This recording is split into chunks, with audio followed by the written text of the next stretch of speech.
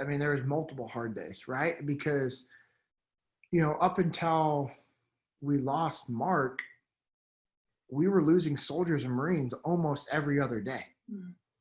I mean, and that's not an exaggerated number. Almost every other, if not every third day, according to the numbers of soldiers and sailors that were killed during our 6-month time, soldiers, sailors, and Marines, it was like one every 3 days.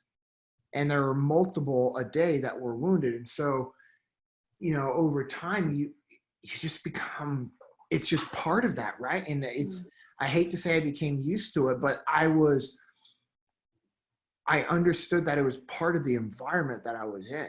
When I deployed to Ramadi, if you've heard Johnny Kim's podcast with Jocko most recently, amazing. A lot of us were the same way.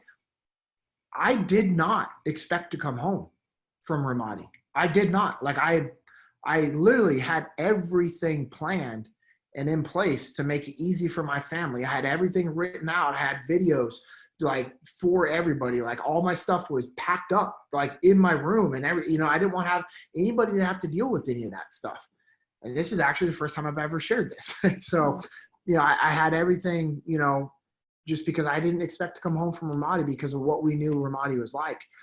And so I went there with that mindset and I had a peace because I believe in God. I have a relationship with God. And I always told myself, hey, when I die, it is my day. I'm not going to die ahead of my day. Our days are numbered. God knows exactly when and where.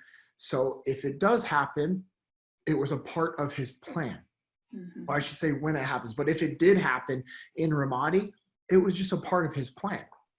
And I just was hoping that if it was, it would be in a manner that I was allowing somebody else to live, right? Because I was single when I was in Ramadi. I wanted somebody who had who was a husband or a father, to be able to go home to their loved ones.